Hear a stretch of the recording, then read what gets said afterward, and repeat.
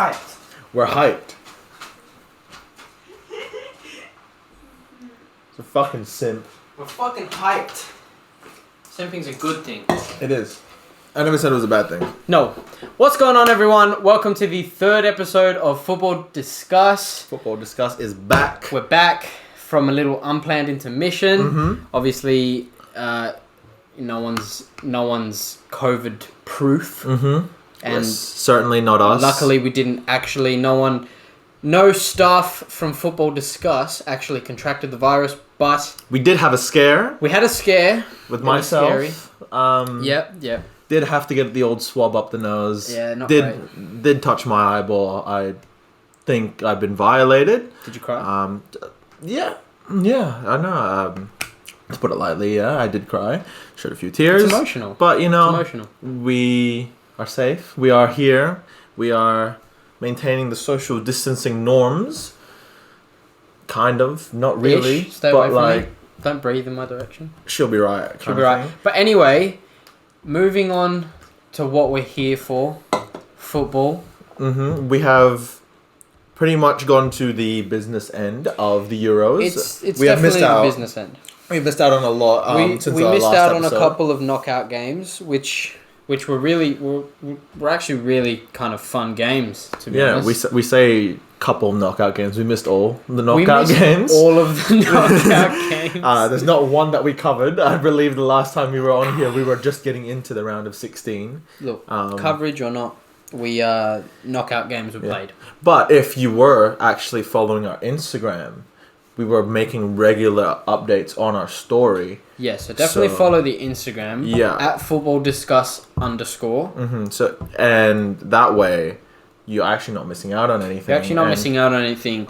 Been off following Opta Sport or Sport Bible or any of those because Fabrizio Romano. No, he's liar, fraud watch, all of them. We're the only thing that you should be following. Mm-hmm. So let's actually get stuck in. We wanted to start today, like we started last episode, talking about some transfer news. Mm-hmm. Because there's been some developments. There has been. We spoke about PSG. Mm-hmm. We spoke about Ramos. Mm-hmm. Tell me what happened. Simply put it, we were right. Yeah. And we were bang on right that Sergio Ramos has been confirmed to move to PSG. Yeah. And they've unveiled it. It's a signing that just makes me believe that there's going to be a decent chance for them to actually progress and actually maybe have a chance at this year's Champions League. Yeah. Because like we said in the previous episode, Sergio Ramos, regardless of his age, is an incredible defender, a leader, a warrior. Yeah. And it's something that this PSG team has needed. Like, if you think down in the recent years, they have been known to be bottle jobs. Yeah, absolutely. You know, they don't have enough characters in that squad, and they don't have enough leaders in that squad. And Sergio Ramos, it doesn't get much better than that, really. Look, we said it all in the last episode. If you haven't watched the last episode, we said a lot about the whole Ramos thing, but we'll repeat it really quickly. Ramos is a guy with immense professionalism, with a plethora of experience. Yeah. Huge experience. Won everything there is. He's won everything there is to win. Champions League, league titles, World Cups, Euros. The guy's won it all. Mm-hmm. He's played with the best. He's played against the best. He's been managed by the best. The guy has done it all in football. When it comes to footballers that you would want to play with, Ramos is up there. Football really completed it, mate. He's completed it. Yeah, completed it. He's one of those who has. Fully completed it. And it's good to see, though, that, obviously, when you're at his age, it's easy you can just, take it easy, go to, a retirement league, start winding down. But it's good to see that he's still actually up for another... regardless, the French league is no Premier League, but no. It is the Uber Eats league. It is. I can order the French league and have a Nando's arrive at my place 20 minutes later. It is what it is. But the PSG have made moves. They're not mucking about. They're spending a lot of money this summer. They've also bought Hakimi, which was also announced. Very, very Achraf good Hakimi. Yeah. Great signing, I think. Yeah, I think it was from roughly 60 million euros. Something like that. Achraf Hakimi just won the league in Italy. Took it off Juventus finally. I think he's a great player. I think he's a great player. Really, really quick. You know, he can play amazing right back, going forward. can play on the wing. Yeah, he's kind of that modern. He's what Gareth Bale was at Tottenham. That modern wing back who can do it both. I think offensively he's better than he is defensively. Yeah, definitely. Yeah. I think he's got work to do in his capacity to finish and that sort of thing. But getting balls into the middle, very good. It's actually be interesting to see how they line up this season.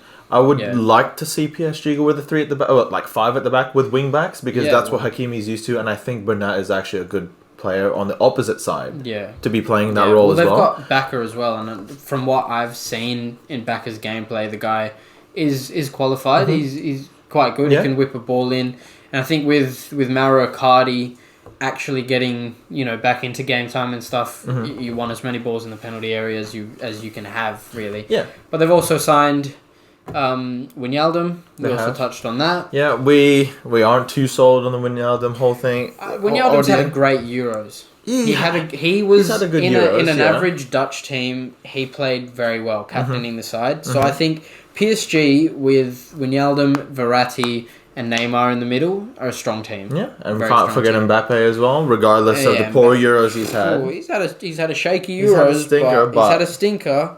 He sent France home. Jadon Sancho off topic has not quite smashed the transfer budget, but to be okay, I've heard multiple deals for this one in the realm of 80 to 90. Yes, I have heard that apparently, I doubt this is true, because I doubt a football club could get this screwed over, but I heard that apparently there was a $72 million deal that's going to be paid within 5 years. That can't be right. You surely can't be right. I think it was 5 installments or something like that. Surely a club cannot be that. I've heard of the installments thing, and the installments thing isn't the problem. Clubs usually do installments, actually, but that's not the problem. I think it was reported to be in the realm of 80 to 90. It sounds, and that makes sense. It sounds more, yeah. Plus add-ons, that makes sense. Yeah. So I think, you're a Man United fan. You watch the games. What do you think where do you think he fits in? Obviously, in the Euros, Southgate hasn't shown that much trust in Sancho, to be honest. He's not actually played that much. No. Where do you think he fits in at United? Well, obviously, it was actually a bit of a worry for me when I thought about this whole deal. So, obviously, I think Sancho's best position is the left wing. And left, right. Left, right wing. But if I had to pick one, it's the left wing. He cuts onto his right foot, and it's his left wing. The problem with that is that is also Marcus Rashford's best position, is the left wing. And if you watch Man United games, if you watch Rashford play on the right wing as opposed to playing on the left wing, he is a completely different player, and he struggles a lot playing on that right wing because his left foot is not that good. He can't be trusted on his left foot. So it will be interesting to see how that works out. If that affects Rashford, because that's the thing with when you buy a player for 80 to 90 million pounds, you want to start him, Then again, we said that with Donny van de Beek seeing signed for 30-40 million, he doesn't get a single game, but you'd hope Ole has actually some fucking brains about him and he would actually start him. And so it is interesting. I've always thought that the winger spot wasn't even Man United's main problem. I don't think it's our main problem. Our main problem is CDM and a centre-back. I'm sick to death of the McFred pivot. I don't want to... if I have to go through another season with a McFred pivot, I'm going to fucking cry. And, there is talks of us getting other players, but I feel Sancho will be... I think he will do well at Man United, but as a whole, he's not... He shouldn't have been the main signing, I feel for Man United. Centre-back and CDM were a much bigger thing. But I'm excited to see him. I hope he scores against City in the derby, kisses the badge in front of the City fans. That'd be great. That would just be peak. That would be peak shithousery. He deleted the tweet where he said Manchester is blue. I saw that. Deleted it really quick. Dude, that was too funny. Man United have been linked with Varane. They've been linked with Camavinga, Yeah. and that kind of does fit the bill of what you've just said. So, CDM, Camavinga's a bit more of a defensive midfielder, can go forward. And obviously Varane, there's, Varane. Like Varane's class. With Camavinga, so I believe from what I've been reading is a $30 million bid around that region. And, for a young player he's shown that he's got class about him. Yeah, I feel like eventually he could be way worth. I'm not going to sit here and be like, he's the real deal. Yeah. He's animal. But it could be. It's promising. Yeah. He's already scored for France at an international level as well. Under 21s. But yeah. He's promising, and I'll just tell you one thing. If he was English, he would not be going for 30 million. We'd be seeing a $60 million price tag already being thrown around. Imagine trying to sign Mason Mount. 150, 250. Yeah. It's the English tax. That's what it is. It's full English tax on players, and I've never understood it, and I never will understand it. No. But it's full English tax on players. Well, lucky he isn't English. But he's a promising player. I do think that deal, that is a realistic deal that to go through. I hope it does go through. Varane, on the other hand, going to be a lot harder. He said that he's not staying at Real Madrid. Yes. So from what I've read, it's not the personal terms that are the problem. Personal terms are that's fine. Usually not the issue. No, it's the transfer fee. It's actually dealing with Real Madrid itself. With Man United and Real Madrid, you're never going to agree on a transfer fee in less than And ever since that De Gea transfer, I feel like they're a bit salty towards us, like how with the fax machines and I feel like the blood between the two clubs isn't the best. But I hope it does go through. I'm sick to death of people shitting on Varane because everyone just says he's not as good anymore after that Man City game where he had an absolute stinker. People have stinkers, but it is what it is. I feel form is temporary, class is permanent. And I'm also sick to death of people saying he's only good because of FIFA. People only rate him because of FIFA. Yeah, there's always Varane features in just about every FIFA squad. But Varane and Mendy. It's just the thing. He is a class defender, and anyone would take him at a team. I would take him in a heartbeat. And if we were to get those two signings, Camavinga and Varane, I think we're in for a shout of doing really well in the league. Would we win it? No, because I feel like the team still needs to gel a lot, and also competition. I still don't really trust Oli. It's one thing having the players. That's another thing being able to use them properly. Yeah. And I'm telling you now, he's got a lot of good players on his hands right now, as is, without these transfers. And I feel like the problem still remains the same. We don't play as a team. We play on the counter-attack, and we just rely on moments of brilliance, essentially. We don't actually score team goals that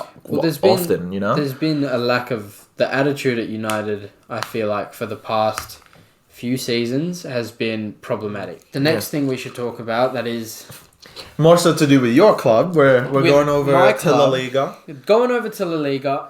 Was going to wear a Barca shirt. I was going to wear a Barca shirt, and I felt like I shouldn't against it. Because as a professional podcaster, I need to sit on the fence. Even if it is uncomfortable, I need to be unbiased. The people need to know that they can trust my opinion, and I'm the least biased person in the entire world. You could have worn the shirt, though, for promotion to get other people to buy the shirt, and would help with the problem we are talking about right today, which is their wages, because Barca have no money to pay for these wages of these players. And it's a very, very, very, very concerning, because no one wants to take a pay cut. No one wants to take a pay cut. So here's the situation apparently at Barcelona. Now, there's no... Obviously, there is sources, but there's nothing concrete. Everyone's saying different things. There's nothing concrete. La Liga's made statements. Different people have made statements. Here's the problem. Barcelona need to reduce their wage bill. Mm-hmm. Nobody wants to leave. Mm-hmm. nobody wants to take a pay cut. Memphis Depay has been lovely enough to take a 30% pay cut. I like this guy already. Great guy. Plays for the badge. Plays for the badge. He's not even played yet. Not even he played plays yet. for the badge. He bleeds Blaugrana, red and blue. Blaugrana. He's a Kool-Aid through and through. Jugador el Barça. Vizcabar. Anyways, he's taken a pay cut. I think this is how it's going to be fixed. I think Dembele leaves the club. Yeah, I mean, not much of a loss there. I think Dembele leaves. Griezmann? Griezmann would be one of the ones next on the chopping board, I would say. Chopping block, I would say. Yeah. And PK, I think, will be lucky not to get shipped off somewhere. I mean, to be fair, like when I look at all of those, like you can make a point for Griezmann, but I feel like it's fine letting those players go. You know, like I feel like you're not losing out on much at this point. Well, that's not true because when Griezmann found form in the 2021 half of the season, he was in the top 10. He was in the top 10 players in the world in terms of contributions and goals and assists. So when Griezmann finds form, awesome, brilliant. You know, love having him in the squad. But I think also you got to remember we have Coutinho on the wage bill, and he's not played a game in That's forever. Someone you could definitely he's been offload. injured. Yeah, Coutinho I think is definitely someone who will get offloaded pretty quickly. And like I said, guys like PK, even guys like Jordi Alba, I think even with how great he's been this season, I would be scared for my job if I was them. Yeah. Sergio Roberto, Yeah. I would be very afraid for my job. Okay, can I just say, apparently, from what I've seen like the list of like the top earners at Barcelona. How has my man Sergio Roberto finessed his way to 10 million a year? He's been there since his mum I know, was pregnant. but how did he finesse that? Like 10 million a year? Well, I get he's a decent player. First of all, like, the fans love a guy that's come through the academy. They love a Spanish guy. They love a local Catalonian lad, right? And Sergio Roberto fits that bill. Yeah. Sergio Roberto put us through against PSG back in the day. That alone covers his wage bill. That alone, give him 10 mil. Never mind the fact that you guys got knocked out the round after that. I don't want to talk about it. Take his 10 mil away. No, but Sergio Roberto, he's been class. He's been, he's been good. But I think he's past it. He's had his battle with injuries. Is he going to play centre mid? Is he going to play at the right back? Where does he fit? But I think we've signed Emerson for 9 million. Yeah. We've got Serginho Dest. We've got young guys like Moussa Wage coming through the academy or, Barca B. So the right back position, it's not like there's a void if Sergio Roberto leaves because he's been out for most of the season. There's not a void there if Sergio Roberto leaves. That's why I think he's quite disposable as well. Pjanic apparently will leave. Fabrizio Romano, that's one of the ones that he said Pjanic will be offloaded. There is a lot of dead wood to get rid of. There's a lot of old dead wood to get rid of. As sad as it makes me to say it, there is quite a few players that I really like that I would offload. Just about like to see gone. Yeah. Because it's what's best for the club moving forward. But definitely, I think the entire Barca problem has been hyped up to something that is kind of blown out of proportion. And with a long time to go until deadline, people are saying, but this whole thing, Messi doesn't fit in. I think Messi has been calculated into these with, the projected amount that they think they're going to pay him. Because the Barcelona board is very confident that Messi's staying. Yeah. Joan Laporta said it, he's very confident, talks are going well with Leo, everything's good. As of right now, he's a free agent, correct? As of right now, he's a free agent. Yeah. So, but I think he will stay at Barcelona. Yeah. I don't see him moving. There's not been any massive speculation about, different offers. No. Pep Guardiola has come out and said that Man City aren't going to look to sign a massive striker. I think that's wise of him to say. I also think it's a waffle.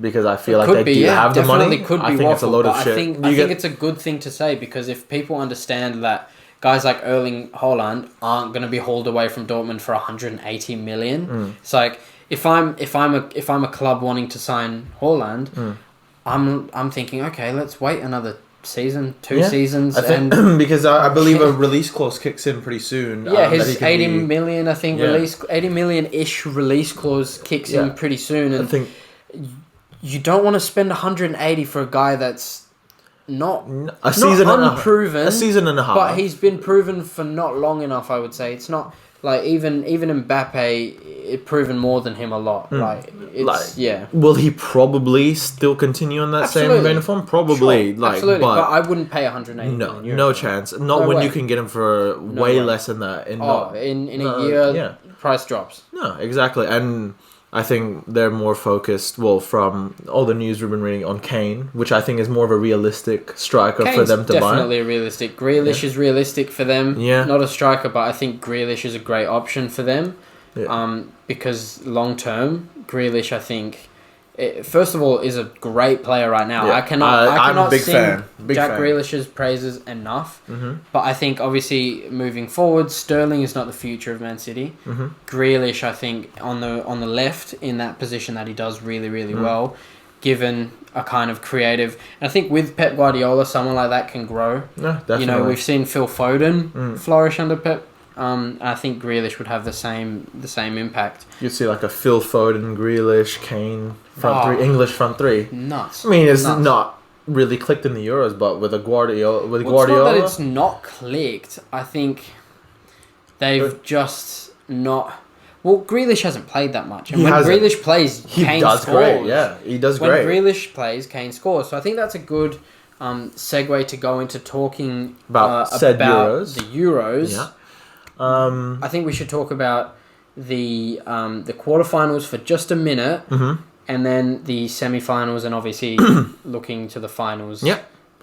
This weekend. Mm-hmm. So quarterfinals were pretty interesting. We had one of the big dogs go out, Belgium, which was a lot of people had their money on them. A lot of people were saying Belgium over Italy. Italy were my underdogs going in. Yeah, and they made it to the final.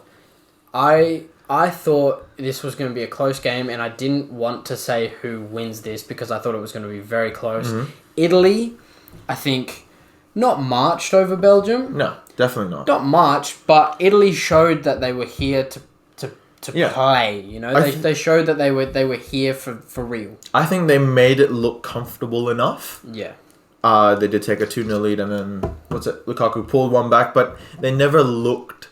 They never looked in threat, They didn't look like. And then Spinazzola also, they lost him. Yeah, his Achilles went walkabouts. His Achilles, took a trip. Took a trip. Probably not to Belgium. No, it's gonna be gone on a 5-month leave. At least. At the very least. Do you reckon annual leave or sick leave? Probably sick leave. Right? You'd think so. Workers' comp. I don't know. For an Achilles? You'd think so, right? I mean, we had also the team that you were rooting for, Spain, beat Switzerland on penalties. Yeah. Here's my stance on that game. Learn to fucking finish. We've been banging on Spain since the start. They can't fucking finish. Morata does my head in constantly that the guy is just allergic to hitting the back of the fucking net. Which makes it funny when you consider the stat that no one has scored more goals in the Euros final than Morata. That's insane. It's ridiculous. And you think how much that record would have been smashed had he put 4 or 5 of these extra misses away. He'd be smashing these records. Honestly, he'd be one of the best. We'd be talking to him about one of the best strikers out right now if he finished half of his chances. 100%. I think the shining light for Spain. I think this tournament. What do you think I'm going to say? Player wise. For me, it was Pablo Sarabia. I think he did very well, but you're going to say Pedri. Pedri. I've been singing Pedri's praises since his first game at Barcelona, but wow. He's a very good player. For an 18-year-old, Pedri is moving different. Different. It's, that someone is special when Luis Enrique compares you with Andreas Iniesta, Iniesta and Xavi, yeah. That is some praise to be getting at 18 years of age, you know? And yeah, and I've been saying it. Pedri is very, very good. Very good. Really, really good player. I enjoy watching him play. I think he was Really definitely one of Spain's best players for sure. Oh, 100%, yeah. Yeah, no, and it would be very interesting to see how he goes for the rest of his career, post Euros, post whatever. And yeah, he's going to be definitely one for the future. Denmark beats Czech Republic. Yeah. Denmark's been good this year. They've been passionate since Eriksen left. Well, not left, but collapsed and was forced to leave the tournament. Obviously, I think, is their best player. Yeah. Brathnaldo close on the level first. Oh, you know what? Brathnaldo Nazario phenomena. I heard he was the second richest player at Barcelona, by the way. Yeah, the guy's like an investment. Yeah, he's loaded. He's in property development. The guy's moving. Dude, nuts. man's loaded, and he still doesn't want to take a pay cut. Oh, he's worth 250 million. He won't take a pay cut. What an animal. England beat Ukraine 4-0. We all saw this coming. We thought that they would win 100%. Yeah. No doubt about that. England met Denmark in the semi-finals. Yeah, moving on to the semi-finals. England met Denmark. Controversial penalty. Mm-hmm. Do you think it was a pen or not? Absolutely not. Not in a million years. Because I saw an angle from behind Sterling that there was clear contact. There is absolutely no way that was a penalty. That is daylight robbery. No, I think it's soft. Robbery. Don't get me wrong.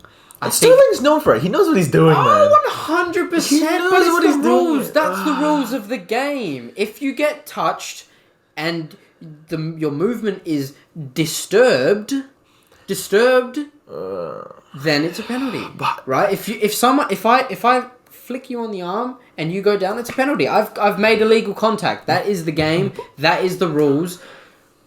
It is Sterling milks it, but that's the rules. I always just think just because there's contact, not every bit of contact is a foul. That's the thing, and I don't think that was.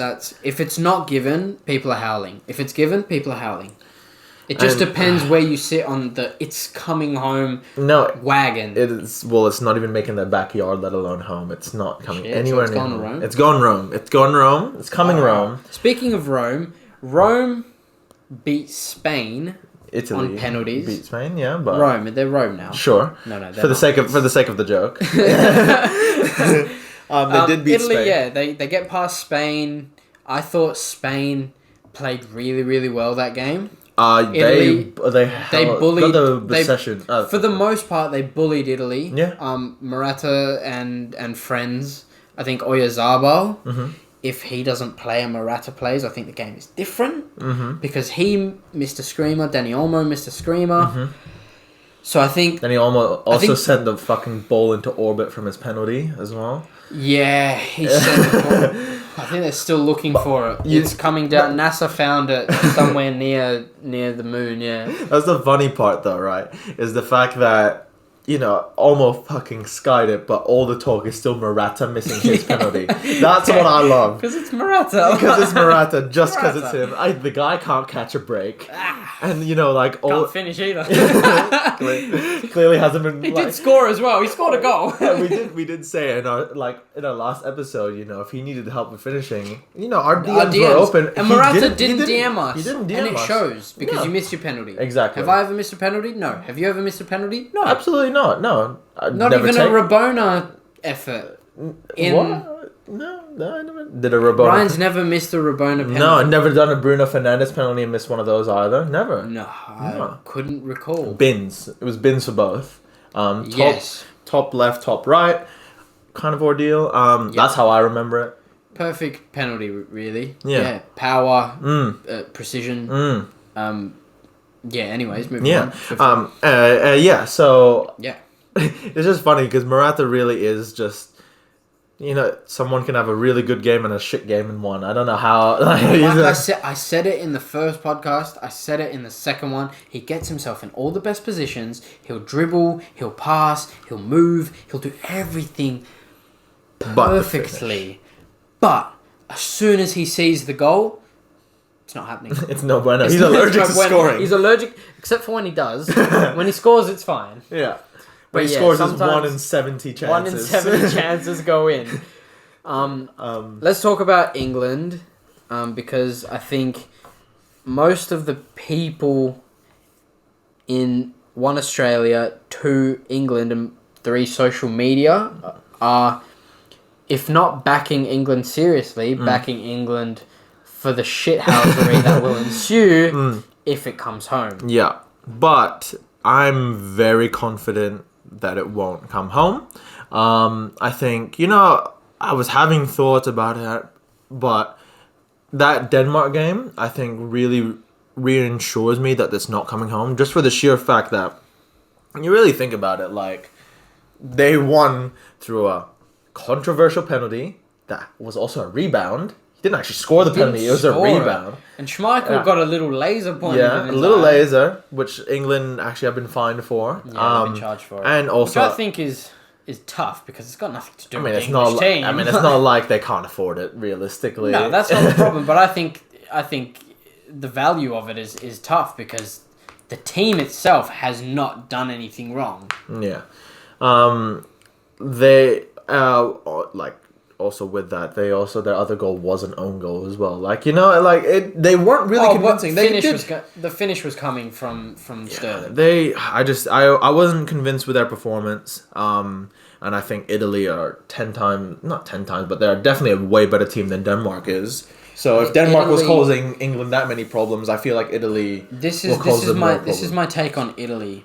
They've got great players, but the passion that they bring, and just the way, if you've seen the way that Italy's celebrating after games, like on the planes, just the togetherness and the chemistry of that team, and the will to win, but the will to win together, is something that I've only seen from them and Denmark in this tournament. Yeah, I agree with that. Italy they've played really well, but also their chemistry, their passion, their mentality has been awesome. It's been really, really cool to see something like that.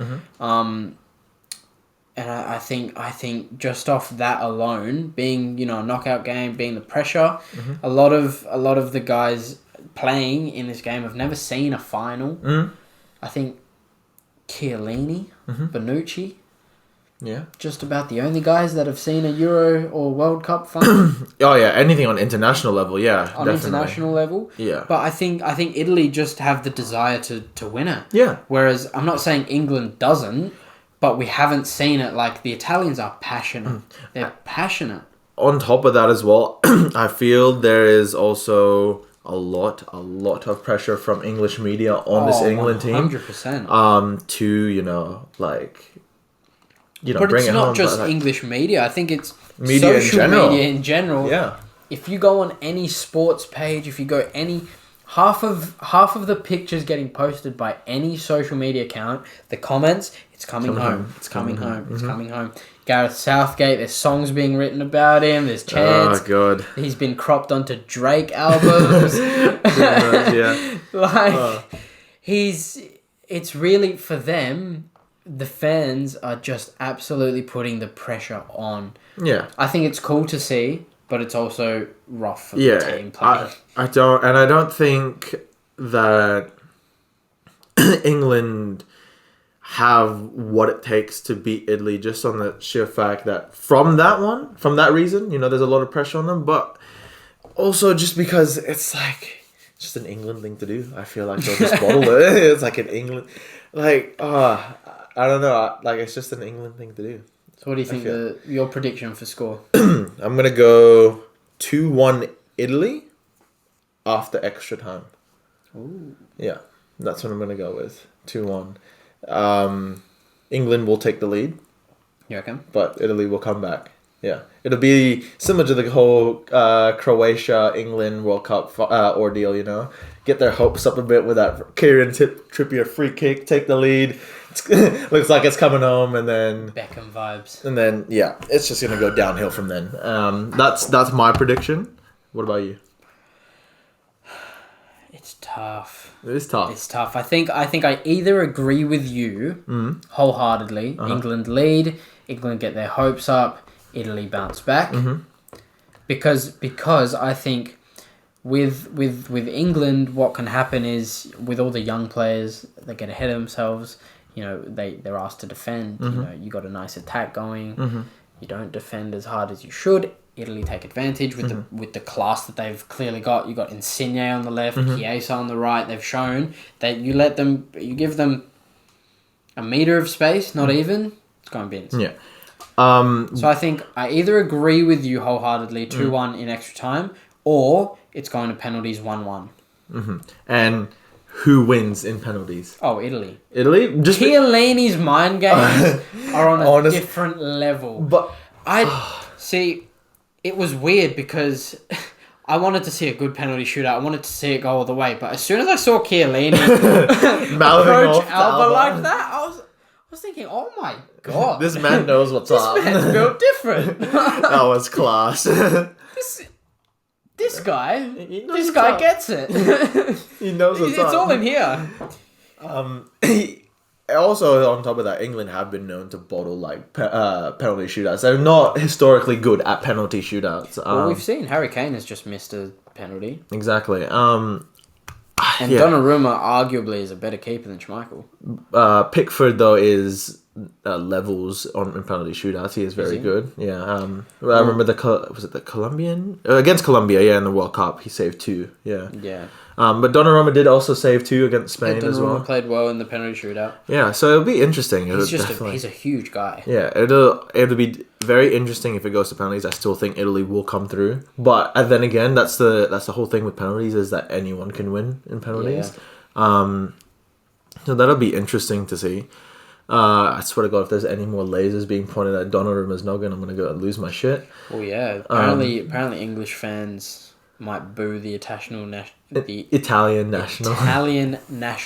anthem. Yeah, well, Gary Lineker has just come out and said like, mate, don't do it. I think anyone who does do it should be ashamed of themselves. 100%. It's absolute disgraceful. Disgraceful. That's what it is. To boo another team's national anthem, I think you should just. It's classless. No, it's one of the reasons why no one, besides English fans, want England to win. Yeah, that's why no one wants them to win the fucking Euros. Like, yeah, because the fans get ahead of themselves. Yeah, and they really do. And we genuinely, like, if you think about it, right? I still hear about when England won the World Cup in 1966. You know how fucking long ago that was? 55 years ago, Almog. 55 years ago. And our we parents still weren't hear born.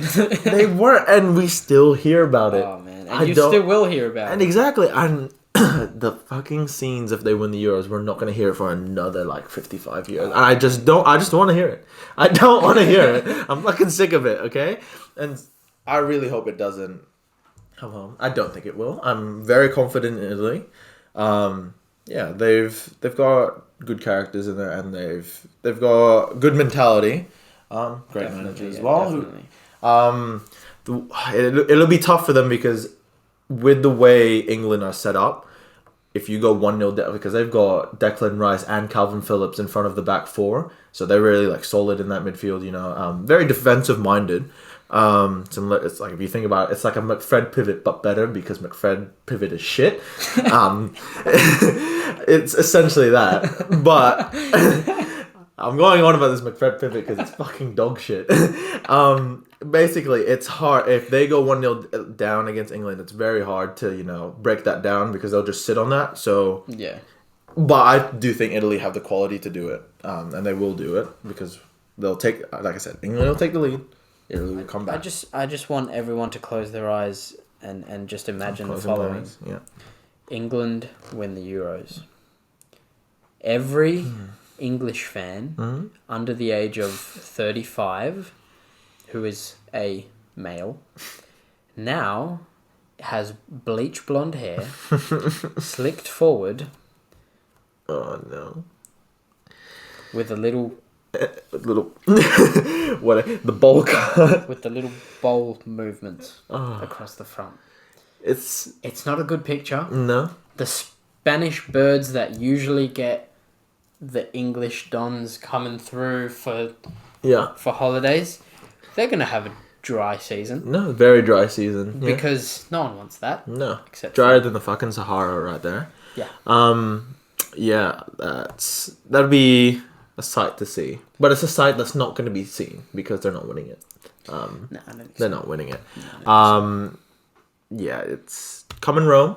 it's coming around. Sorry to all the England fans out there. You're going to have to wait another couple of years before you're relevant again. It's not this year that you're going to be relevant.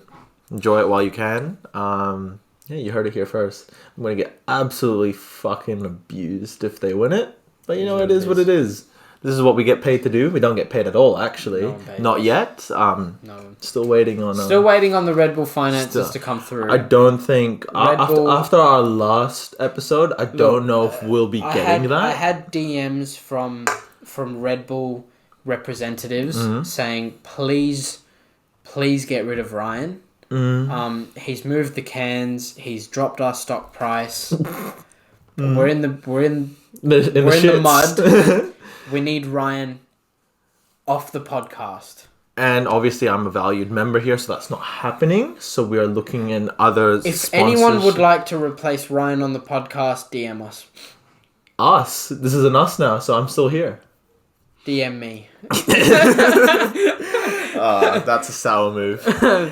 No. Ryan is a valued member of the team. He's here to stay. Representatives at Red Bull, check yourself. Or don't sponsor the show anymore, not that you ever did. But if you do want to, Say less. go ahead. We're waffling now. We are waffling. Thank you very much for listening. If you made it all the way to the end through our waffle, thank you extra much. Yeah, we've gone on for way longer than we intended. But we covered a lot. We missed a week or two. We did. We had to cover a lot. Before we close this off, so we do plan to do a whole Euro recap in the next episode. So once after the final's been played, There'll be a few episodes to come, especially with transfer market things happening. Yeah. Stay glued to our Instagram. The TikTok as well. TikToks will be made. All of that will be in the All the links description are in the below. description. If you haven't seen our previous episodes, links over here, and it'll be at somewhere, one of these corners. And also, after when this video ends, you'll see, the little recommended video type of ordeal. Professionals. Yeah, we are professionals. Thank you very much. Yeah, and we'll see you in the next one. See ya. Bye.